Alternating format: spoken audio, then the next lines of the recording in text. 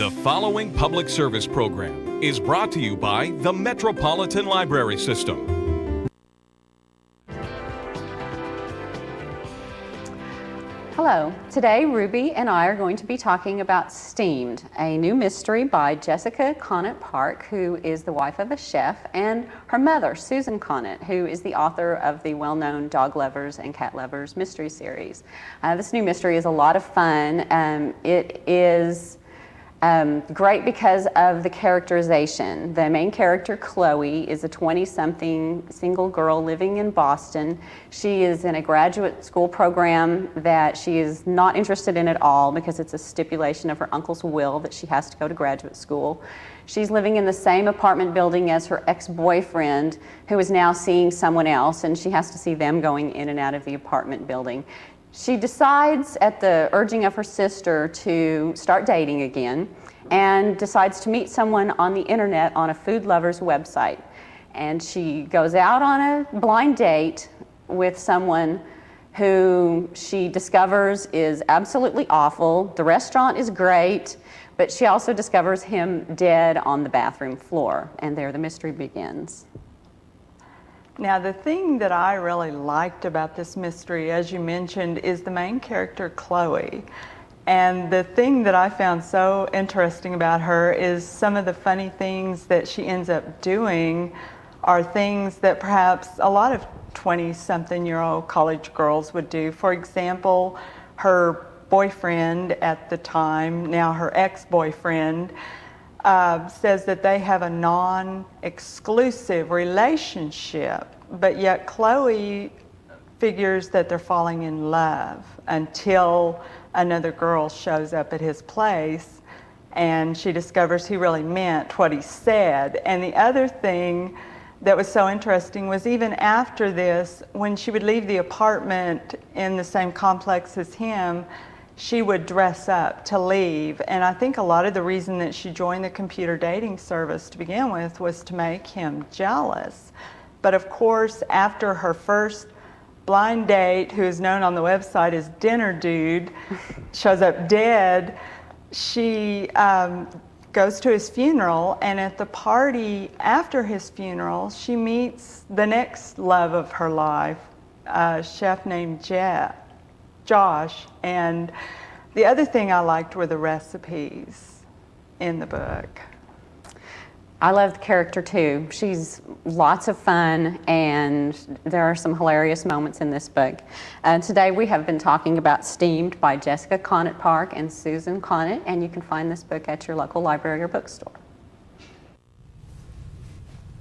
Doug Benton is with me now, and this is our chance to talk about what we've been reading. Yeah. And what I've been reading is A Song for the Horse Nation. It's a what? A Song for the Horse Nation. I thought that's what you said. This is from the National Museum of the American Indian. That's a museum in Washington, D.C. that opened just a few years ago. It opened about 3 months after the last time I was in D.C., so I haven't had a chance to see it. But it is, I understand it, absolutely breathtaking collection of artifacts from Native American culture, and well worth the time. If you're in D.C., you should go check it out. Check it out.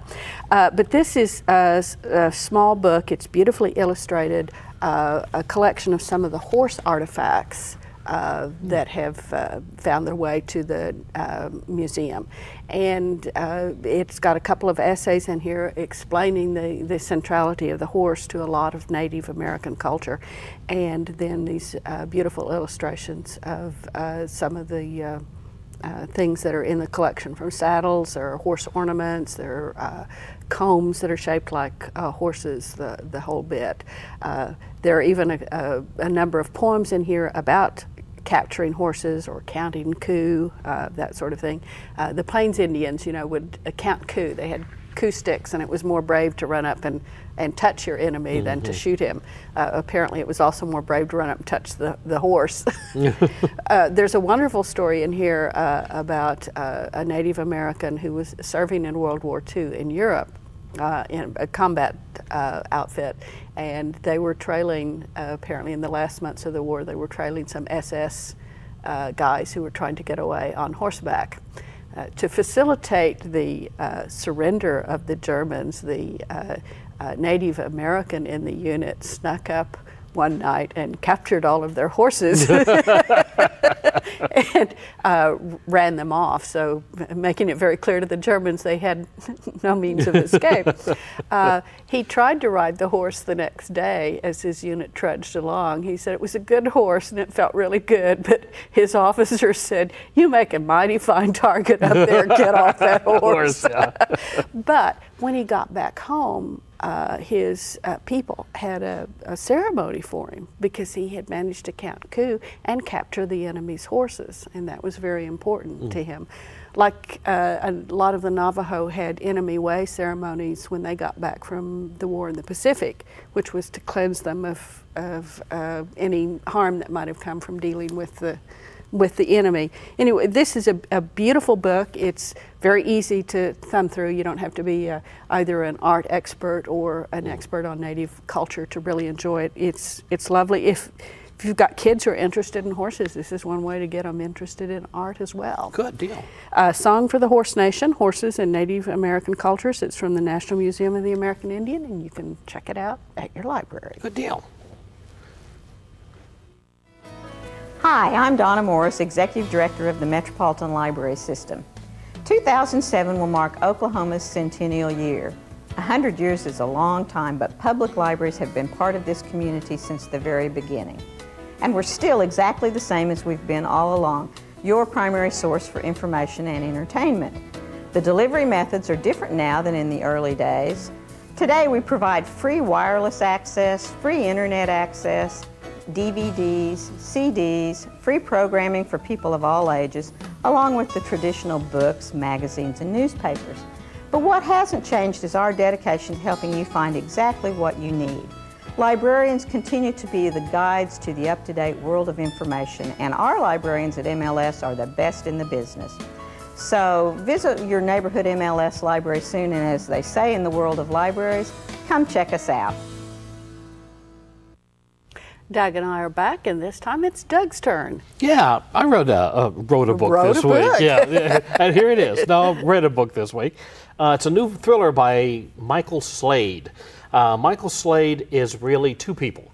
It's a father and daughter team. Oh, really? The father is named Jay Clark. He is a trial lawyer working out of Vancouver, whose specialty is cases dealing with the criminally insane. His daughter Rebecca is an English major, so I have a feeling she may do most of the writing, whereas he does the plotting and the characterization. The Slade books, this is the 12th one over the last 20 years or so. The first couple came out in hardback. The all others have been paperback originals because they sell better that way. And they all deal with very twisted characters. They're actually a police procedural series, a unit called the Special X Unit in the Mounties, which they claim to be responsible for threats from outside of Canada, but they also deal with good old homegrown serial killers, which is what most of their villains are. Okay, that's the background. The story is, and it's a highly implausible one. I will say this is probably the least of the Slade novels. I was really a little disappointed with it. It's a very fast read. You get through it really quickly, but there's not much there when you get to the end. But there's an octogenarian from Japan named Takudo who was involved as a soldier in the war, who wants to get vengeance on the last surviving member of the Enola Gay crew, the people who dropped the bomb on Hiroshima. So it seems very unlikely, really, that these two 80-year-old men would be going after each other. But there's a joker in the deck. There's somebody else running around who calls himself Kamikaze and who is killing everybody around him. It was hard for me to really buy into the idea of these old guys who are still in good enough shape that they're going to be running around. And I'm not saying that old people are not. I mean, look at you. But Right. thanks. I'm going to get it later. Yeah, I'm really going to get yes, it you later. are. But it was hard to buy into it. And there didn't seem to be much there beyond just the vengeance story going on. Slade usually has more happening. Now, Slade is very good at historical research. And a lot of this book, the storyline, goes back to the war in the Pacific. So you will learn probably more about Japanese atrocities and war crimes than maybe you want to know. But Okay. it's a fast read. It's kind of Well, exciting, and but we're- there's just not a whole lot there. Worth looking perhaps for some of the other books. Yeah, that yeah. have I would been go back written to in- the earlier Slade books. Okay, thanks, Doug. Uh-huh. Coming up next, we have Kids Corner. Heidi Johnson will be talking with Kelly Rhea about some books for our very youngest readers.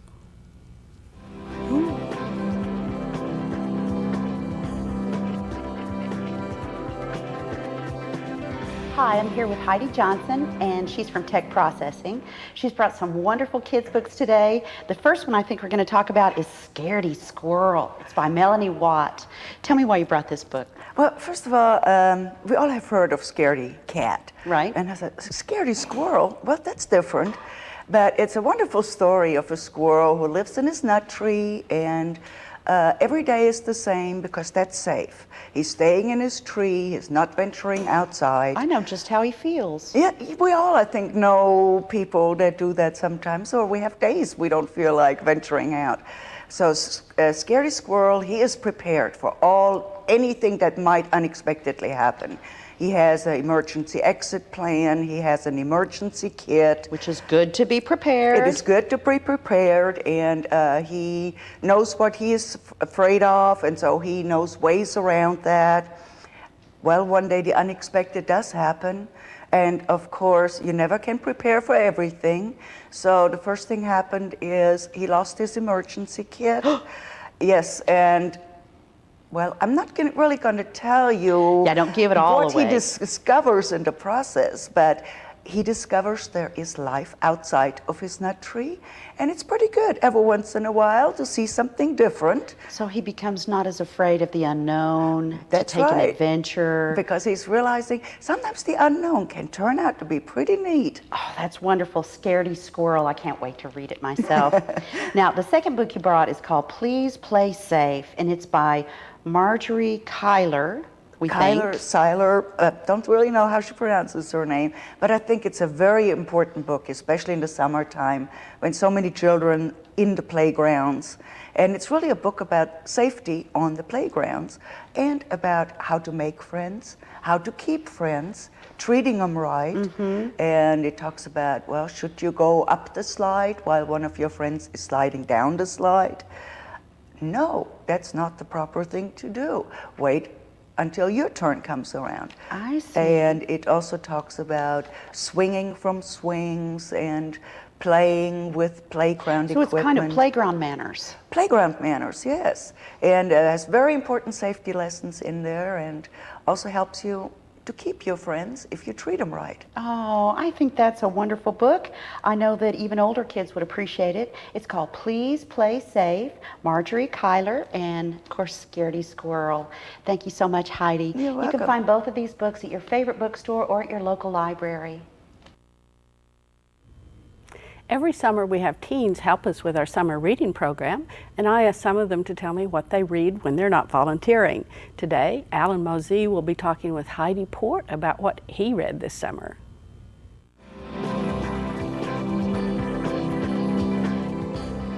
So Alan, you brought us Martin the Warrior today. Tell me what it is that you liked about this book. Well, I liked it because it was very interesting and it was very adventurous.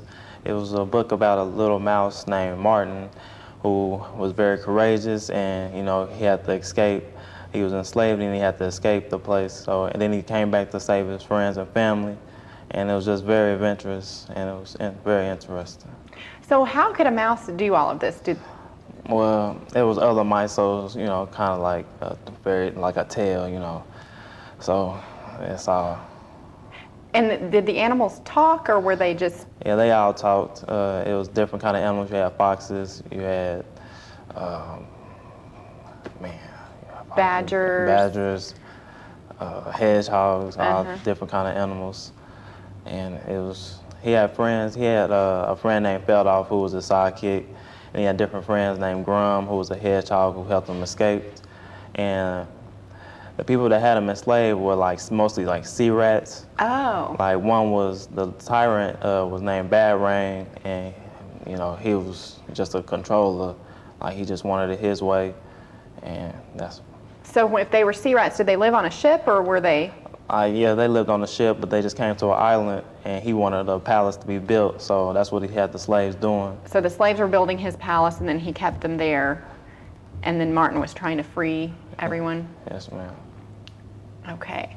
And so tell me a little bit about how he got free. How did he manage to escape from the tyrant? Well, he had an outside friend named Grum who dig holes, and when he digged the hole, and while he was digging the hole, it was a battle between Tyrant Balrain and his old friend Claude, and so that's when he was able to escape while no one was looking. So his friend got him out, and then they helped escape, get all the other slaves free. Well, how exciting! So, who would you recommend this book to? I recommend it for like 11 through 16. And mostly boys, or do you think girls would enjoy it as well? Mostly boys, but some girls would because if they like adventurous books. So you think they would enjoy it, and the language of the book is a little It's different a little too. different. That's why I recommend for like older ages so they can understand it. Very good. Well, thank you so much for bringing this book to us today. I really appreciate it, Alan, and I'll enjoy reading it. Oh, thank you. Today we have with us Molly Griffiths. She's an Oklahoma Book Award winner and a number of other awards. She's led a varied life, which I think is a prerequisite for becoming a writer. You've written a number of really great books that you have shared with us on Read About It. And today you're here with a centennial project called Paradise on the Prairie. And it has rather an unusual inspiration. You were actually researching another book when you came across this idea, weren't you? Right. The Abernathy Boys, the book that we did about I had the publishing company. It was the book I published, The Remarkable Ride of the Abernathy Boys. And I was looking for a picture of them and got a Daily Oklahoman, actually called The Times. It was the evening paper then, from 1910. And on the front page was a picture of the Abernathy Boys. And down in the corner, you know, when you do the microfiche, you get the whole page, was a little article that said, the orphan train will be in Oklahoma City next Saturday. Come out and pick you out a boy, and you have up to 2 years to return him if he does not prove satisfactory. And when I read that, my knees kind of buckled. I didn't know that in 1910 they still were running those orphan trains and bringing kids to Oklahoma City. So I said, I have to write one of those boys' story. But you managed to tie it into statehood, didn't you? Yes, because it starts in 1903 and ends in 1907.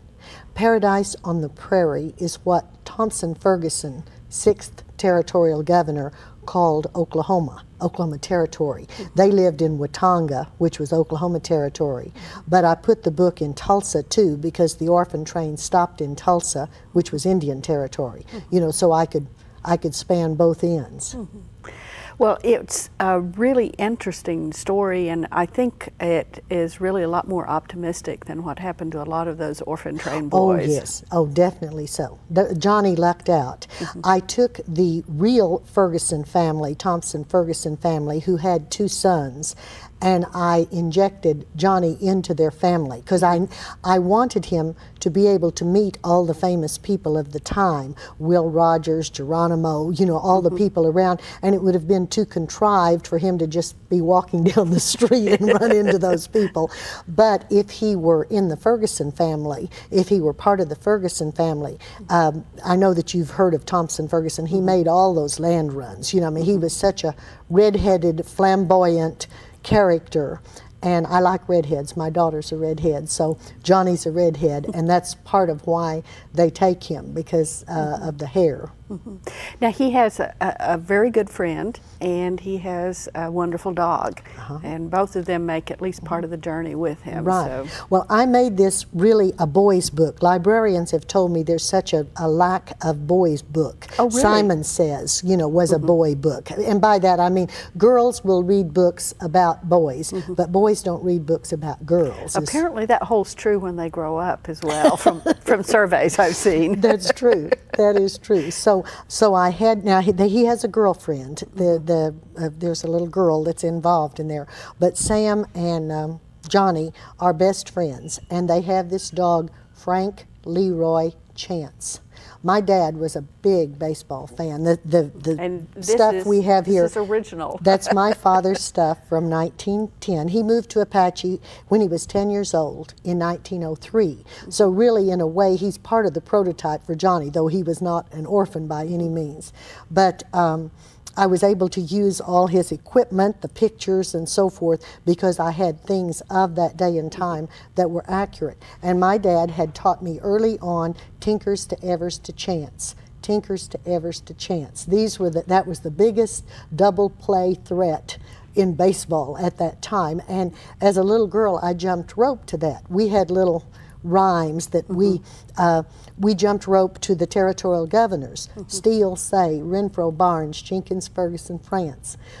I still know that anytime you jump rope to something. So I have kids do that, and I try to pull that in, because if it's a little rhyme. So they named the dog Frank Leroy Chance after the manager, and I'm able to pull all that together with the dog. Well, now, what kind of research did you do? Oh, I had such fun. I taught Oklahoma history just one semester, one time, but I loved it. And I had the most marvelous Oklahoma history teacher myself. J.R. Willis was a fabulous Oklahoma history teacher. And so I thought I had a good background, but I did not know that in 1904, when the World's Fair was in St. Louis, this is the Meet Me in St. Louis World's Fair, that Elva Ferguson got the territorial governor to give her government, her husband was governor, so that helped, $40,000 to have 2 booths at the World's Fair in St. Louis where they could tout the twin territories. And so everybody said, okay, here's the $40,000. What have we got to show off? And they said, So they were from Watauga. They said, we've got alabaster. You know, there's an alabaster, there's a gypsum mine there. And somebody from Tulsa said, well, the oil is starting to come in, you know, at some places. So on this table, this plain ordinary table, held up by 2 blocks of alabaster, they put quart jars of crude oil. And a guy at OU, Gould, who was the head of the geology school, said, I will offer my students 2 free weeks at the World's Fair if they will go and sleep on a cot in the back of the booth and tout the territories. So all summer long, so the students said, well, you know, all we've got's the oil and the thing. Surely there's something around Norman that's a little more interesting. And somebody said, have you seen those things called rose rocks? This is 1904. They go out with buckets, they scoop up the rose rocks in the buckets and carry them to the World's Fair and hand them out at the booth. And people just go crazy because Norman's the only place you can get those. And so that was their geology part, was to hand out rose rocks. I didn't know any of this, and I had more fun finding it out. Well, one of the things I enjoyed most in the book is all the wonderful cliches, and you even have a couple of dictionaries at the end of all of that. I think my favorite is, now I've always heard I'd bet the farm, but I didn't realize you could bet the farm and 80 acres. If you wanted to do the full meal deal, it was bet the farm. Yes, and I got in fact, I have about 10 books of aphorisms, and picked the ones. We said those so much in the store. My dad had the old country store, you remember. I didn't realize that they were strange, you know, as the crow flies. These were just things that you said, and until I got to OU and started saying things like that, and people said, what do you mean you don't know fetch from Sikkim? And I said, well, that dog's so dumb, he doesn't know fetch from Sikkim. You know? And it was part of my upbringing. So I had fun, and that's why I put the glossary. Johnny Pickett is a big collector of those. You know, Yes, he has a book. His own abridged dictionary. That's right. That's right. And well, I think that's one of the things that makes it fun. It's a neat story, full of adventure and excitement. Like you said, he gets to meet people that even kids may have heard of, like Will Rogers. But also, it's a lot of fun to find out some of these things. I'm sure kids, after they've read this, they're going to be astounding their parents and friends. Well, they will with be, because you know how kids are. They'll be picking those up because some of them are just too funny. You know, independent as a hog on ice. You know, what does that mean? So I have it, and then I explain what it means. Right. Well, that's very useful. So the kids can become Johnnies and teaching everybody what stuff means. I want to thank you so much, Molly, for being with us today. Thank you for asking me. Molly Griffiths has been here telling us about Paradise on the Prairie. You can find it at your library and your favorite bookstore. Hi, I'm Donna Morris, Executive Director of the Metropolitan Library System. 2007 will mark Oklahoma's centennial year. 100 years is a long time, but public libraries have been part of this community since the very beginning. And we're still exactly the same as we've been all along, your primary source for information and entertainment. The delivery methods are different now than in the early days. Today we provide free wireless access, free internet access, DVDs, CDs, free programming for people of all ages, along with the traditional books, magazines, and newspapers. But what hasn't changed is our dedication to helping you find exactly what you need. Librarians continue to be the guides to the up-to-date world of information, and our librarians at MLS are the best in the business. So visit your neighborhood MLS library soon, and as they say in the world of libraries, come check us out. Doug and I are back, and that means it's Writer's Almanac time, and I have a date, but I think you have at least one writer to talk I do. about. I have a birthday, November 13th, 1850. It was the birthday of a writer I think has been constantly underrated over the years, Robert Louis Stevenson. I mean, we think of him